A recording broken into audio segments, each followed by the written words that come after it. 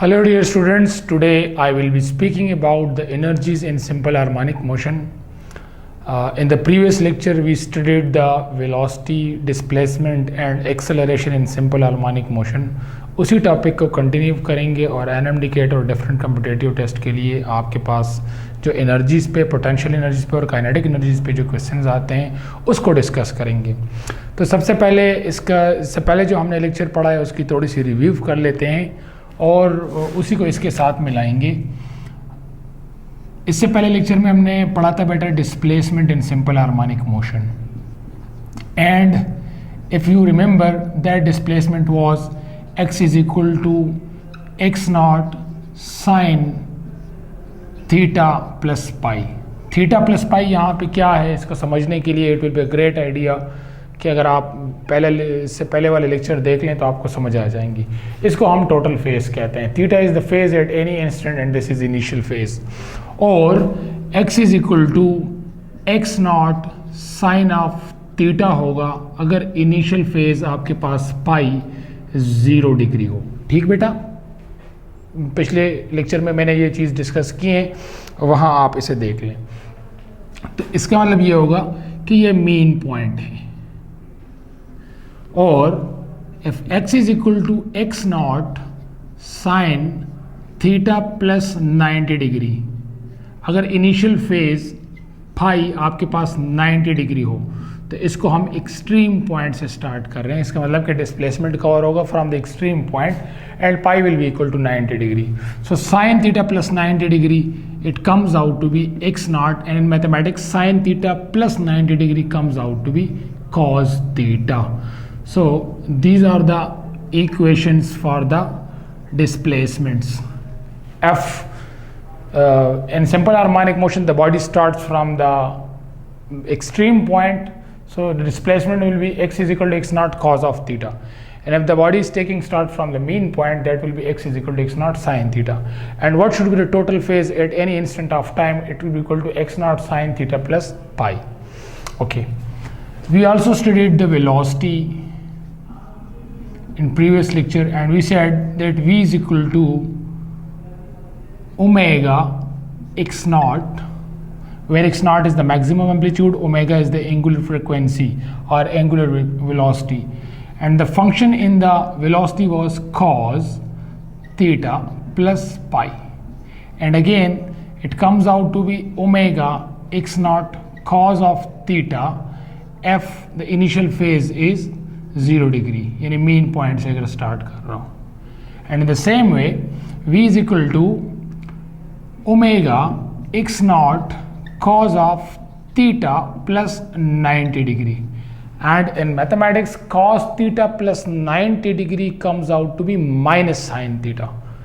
Sign theta plus 90 is equal to cos theta, but cos theta plus 90 is equal to minus cos theta, तो v is equal to minus omega x not sine of theta. ठीक बेटा, इसको ज़रा देख लें। Final equation यहाँ इसके साथ माइनस आएगा। So this is actually the velocity at the extreme point. Mean point से स्टार्ट ले रहा हो तो कॉस थीटा होगा, एक्सट्रीम पॉइंट से स्टार्ट ले रहा हो तो minus omega x not sine theta use होगा। ठीक बेटा, यहाँ पे साइन फंक्शन है, यहाँ पे कॉस फंक्शन है, यहाँ पे साइन फंक्शन। अगर आपके पास दो क्वांटिटीज़ हो, एक में साइन फंक्शन यूज़ हो रहा हो, एक में कॉस फंक्शन यूज़ हो रहा हो, तो वेलोसिटी और डिस्प्लेसमेंट के दरमियान फेज एंगल कितना होगा, फेज डिफरेंस कितना होगा। तो एक साइन फंक्शन है और एक कॉस फंक्शन है, दोनों डिफरेंट है एक दूसरे से। तो आपके पास ऐसे फंक्शन जब होते हैं कि एक पे साइन हो और एक पे कॉस हो, तो वहाँ पे π/2 रेडियंस फेज डिफरेंस होगा। यानी in simple harmonic motion displacement और वेलोसिटी के दरमियान 90 डिग्री का फेज डिफरेंस होता है। And in the last we studied acceleration, and अगर आपको बेटा एक्सेलरेशन की वैल्यू याद हो तो हमने कहा था कि एक्सेलरेशन हमेशा नेगेटिव होती हैं in simple harmonic motion because it is always directed towards the central point. So a is equal to minus omega square into x not, and the function was sine theta plus pi, where this is the total phase. This equation comes out to be minus omega square x naught sin theta if the initial phase is 0 means अगर mean point से start कर रहा है, and a comes out to be minus omega square x naught and sin theta plus 90 degree, and again as I discussed sin theta plus 90 should be equal to cos theta. So a is equal to minus omega square x naught, and sin theta plus 90 comes out to be cos of theta plus cos theta. अब बेटा ज़रा ये सारे equations एक दूसरे के साथ compare करें. यहाँ पे साइन फंक्शन यूज़ हो रहा है, यहाँ पे भी साइन फंक्शन यूज़ हो रहा है, लेकिन यहाँ पे माइनस साइन है. अगर दो फंक्शन सेम हो, यहाँ पे डिस्प्लेसमेंट में साइन फंक्शन, यहाँ पे भी डिस्प्लेसमेंट में साइन फंक्शन, लेकिन इसके साथ माइनस है, तो ए से दो क्वांटिटीज़ के दरमियान जो फेज डिफरेंस होगा वो पाई रेडियंस होगा, 180 रेडियंस होगा. कब? अगर दोनों फंक्शन सेम हो लेकिन एक के साथ नेगेटिव हो. तो अगर आप ज़रा गौर करें तो डिस्प्लेसमेंट और एक्स और ए, इन दोनों के दरमियान अगर आपने फाइंड करना हो क्या चीज़, फेज डिफरेंस.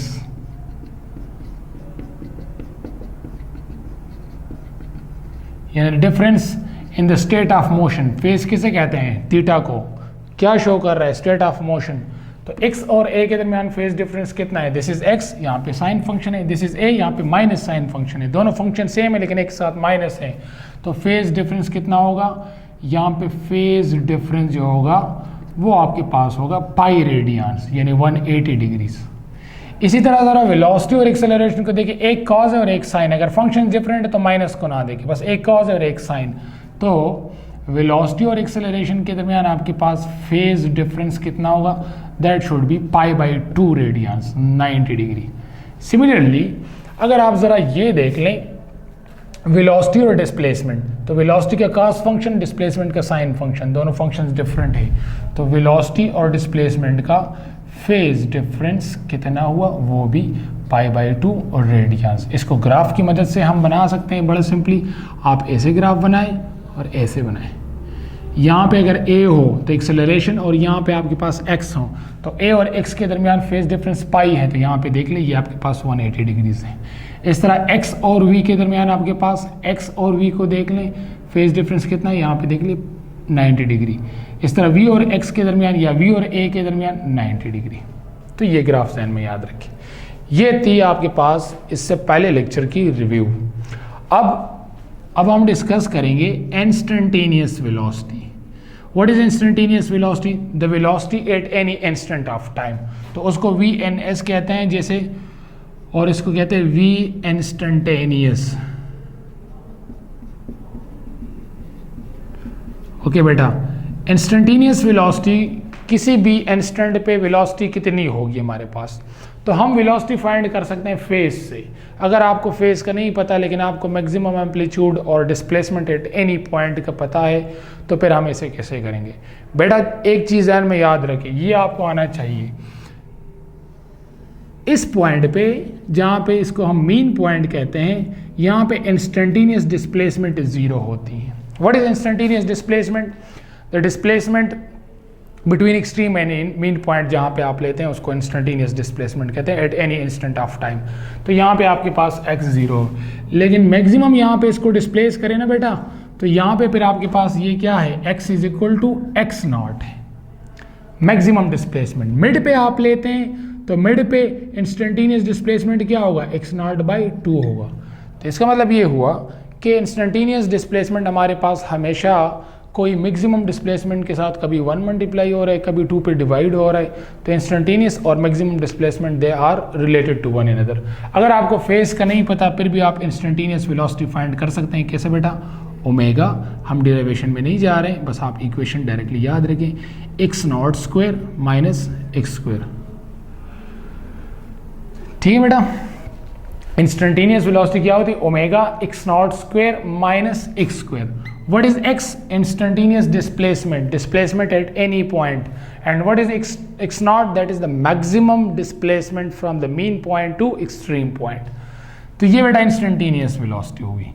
अब यहाँ पे अगर कोई मुझसे कहें कि वेलोसिटी एट मीन पॉइंट क्या होनी चाहिए, तो मेन पॉइंट पे you know that x is equal to 0. तो यहाँ पे x0 पुट करें तो v instantaneous is equal to omega x naught square, ये टर्म ख़त्म हो जाएगा. तो v इंस्टेंटेनियस, अब ये इंस्टेंटेनियस से ओमेगा और ये x बन जाएगा एक्स नॉट. अब बेटा यहाँ से जो माइनस वाला टर्म था ना वो इससे कट गया, माइनस वाला टर्म इससे कट गया, तो जो टर्म रह जाएगा वो मैक्सिमम टर्म रह जाएगा। यहाँ से अगर आप फंक्शन हटाएं कॉस थीटा अगर 1 के बराबर हो तो ये मैक्सिमम वैल्यू होगी। यहाँ पे अगर इससे माइनस वाला टर्म हटाएं तो ये मैक्सिमम वैल्यू होगी। तो इस वक्त आपको जो वेलोसिटी नजर आ रही है इसको मैं कौन सी वेलोसिटी कहूँगा? This is actually maximum velocity which is equal to omega x naught. यानी मैक्सिमम वेलोसिटी कब होंगी?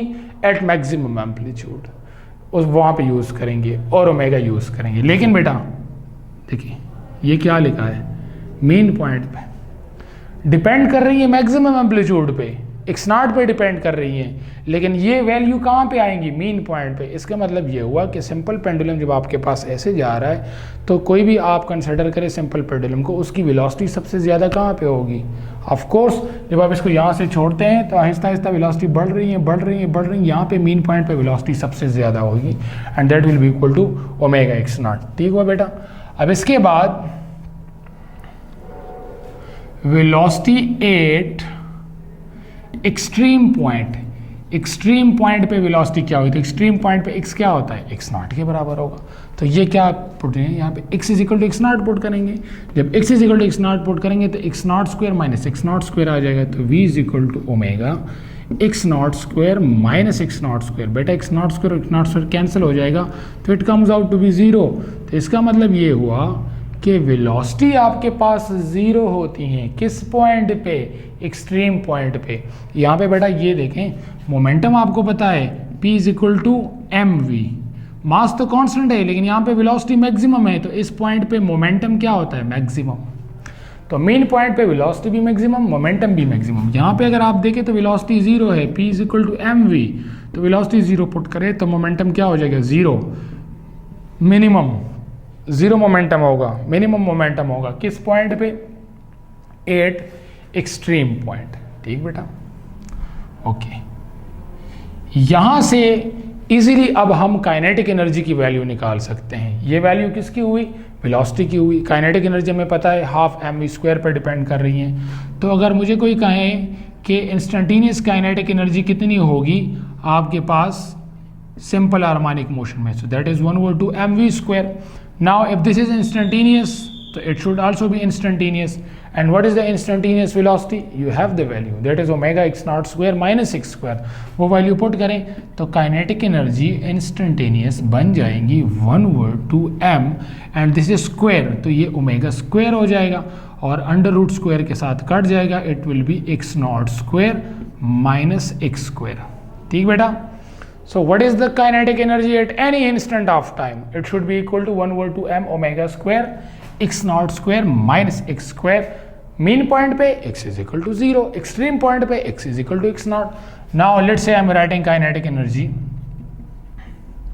at mean point. तो as I know mean point पे क्या है?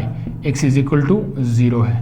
तो when x is equal to 0 तो kinetic energy instantaneous, अब ये इंस्टेंटेनियस नहीं होगी, मीन पॉइंट पे होगी। लेट्स सी कि कितनी है, तो 1/2 m and x is equal to 0, तो ये टर्म खत्म हो जाएगा, तो m ओमेगा स्क्वायर आ जाएगा।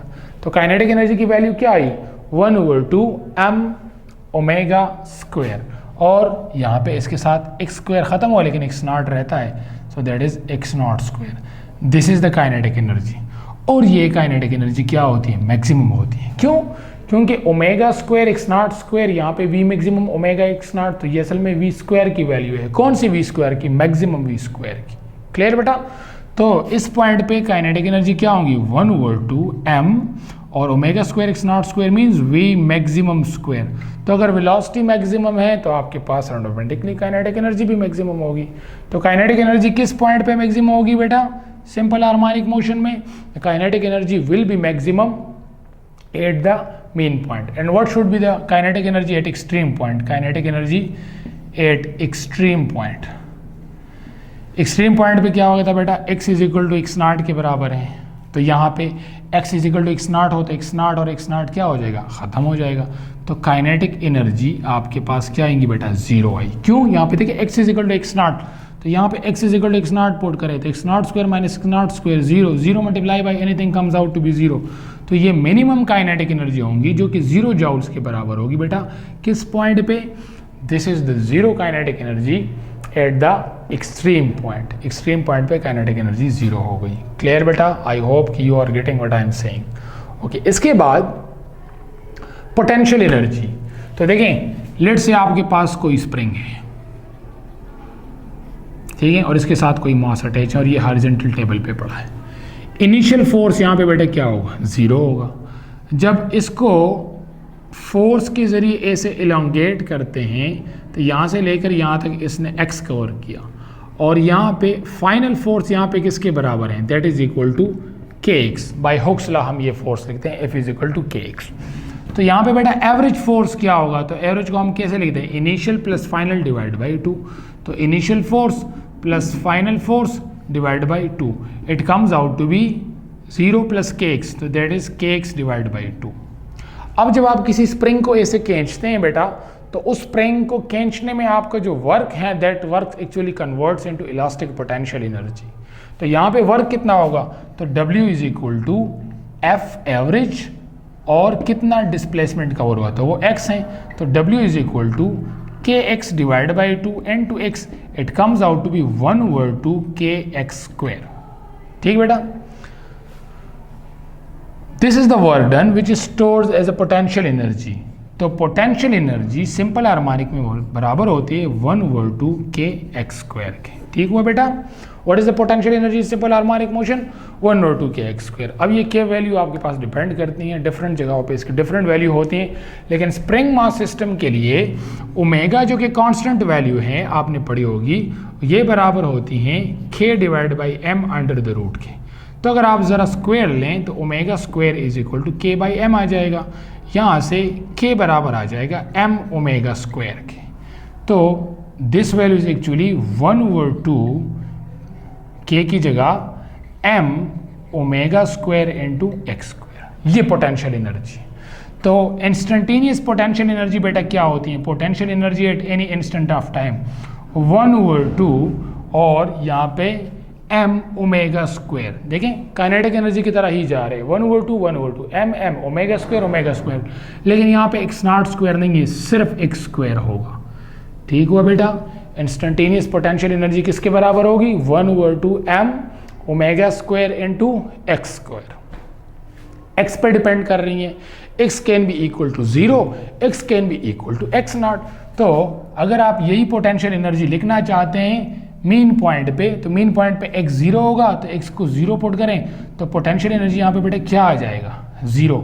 जहाँ पे काइनेटिक एनर्जी मैक्सिमम होती है वहाँ पे पोटेंशियल एनर्जी 0 होती है, तो पोटेंशियल एनर्जी 0 आ गई और इसको मिनिमम पोटेंशियल एनर्जी कहेंगे। क्लियर बेटा? तो 8 mean point total energy is always equal to kinetic energy. MCQs में पूछते हैं कि सिंपल हार्मोनिक मोशन में आपके पास जो मीन पॉइंट होता है उस पर टोटल एनर्जी क्या होंगी? तो पोटेंशियल एनर्जी वहाँ पे नहीं है मीन पॉइंट पे, और टोटल एनर्जी सिर्फ बराबर है काइनेटिक एनर्जी की। और अभी टोटल एनर्जी भी डिस्कस कर लूँगा तो फिर मजीद क्लियर हो जाएगा।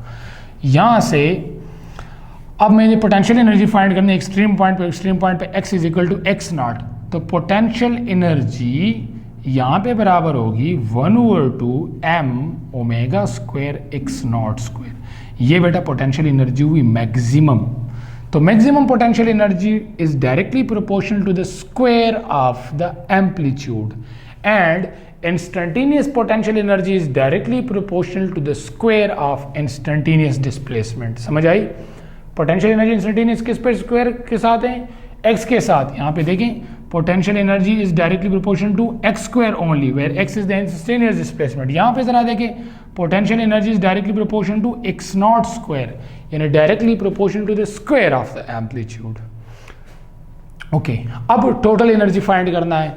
सो what should be total energy? तो सबसे पहले टोटल एनर्जी ई टोटल, और at any instant of time it should be equal to kinetic energy instantaneous plus potential energy instantaneous. If you are going to find the instantaneous total energy. तो total energy किसके बराबर होती है? Kinetic plus potential के।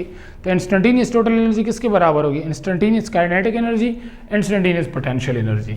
तो that is instantaneous kinetic energy किसके बराबर है? ये 1/2 m ओमेगा स्क्वायर। ये बेटा x0 के साथ भी ये पूरी वैल्यू मल्टीप्लाई हो जाएंगी और x के साथ भी, तो ये आ जाएगा फिर प्लस इंटू माइनस तो माइनस आ जाएगा 1/2 और यहाँ पे m omega square into x square. ठीक है बेटा, इसके बाद प्लस पोटेंशियल एनर्जी इंस्टेंटेनियस, तो पोटेंशियल एनर्जी इंस्टेंटेनियस किसके बराबर है, plus 1/2 m omega square x square.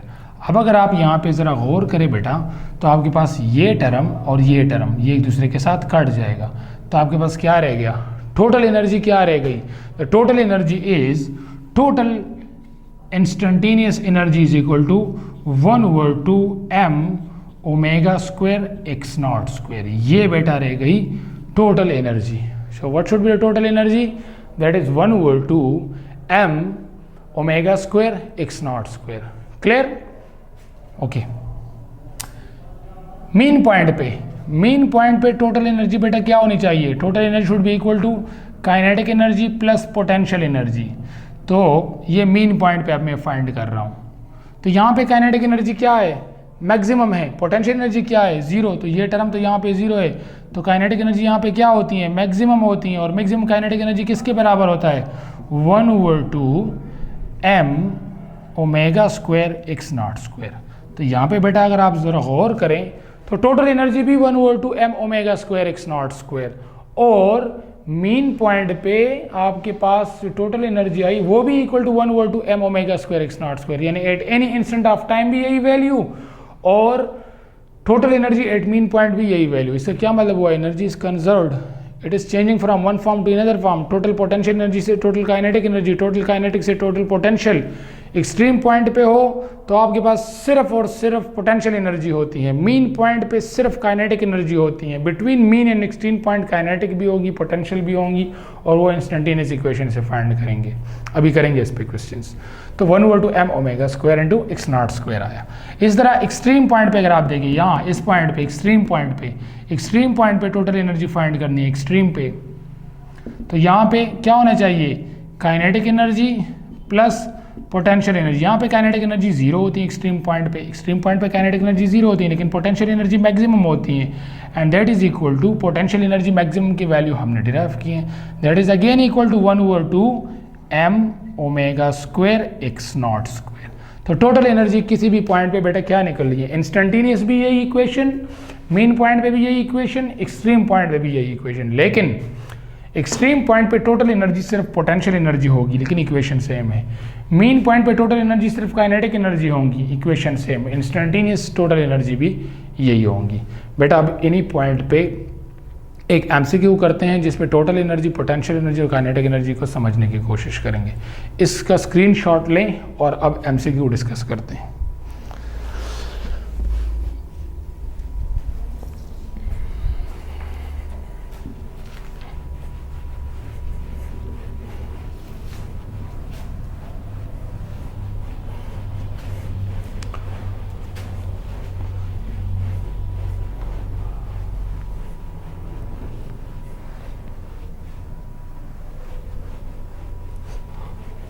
Okay बेटा, let's say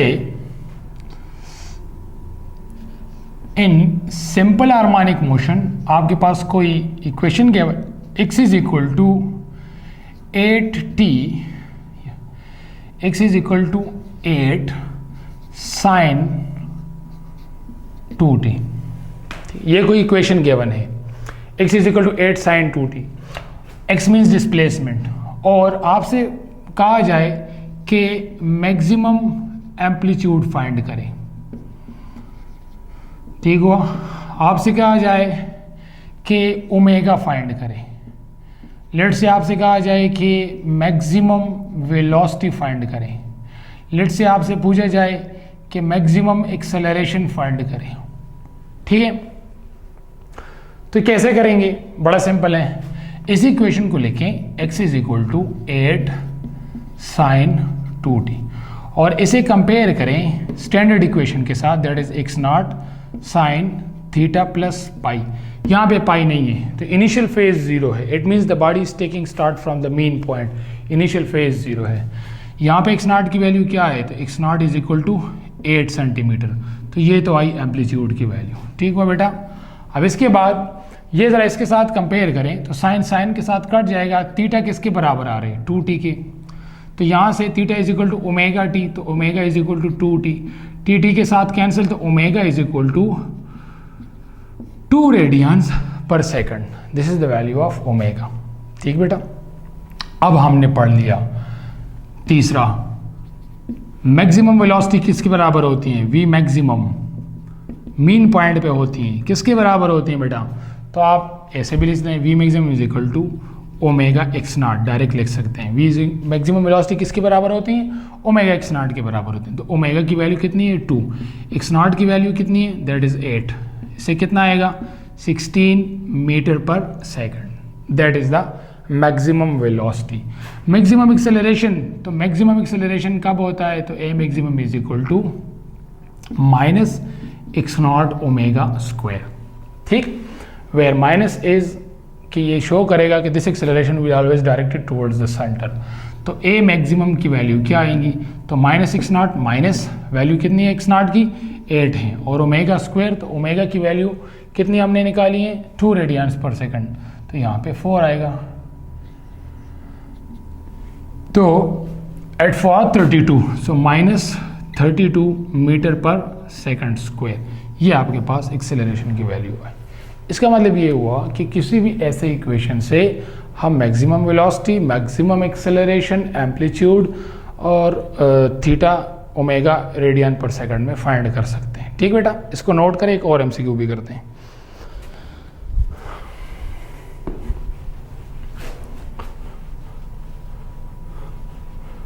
Again now in simple harmonic motion, maximum displacement covered by body is, let's say, 6 centimeter. Its total energy is 4 joules.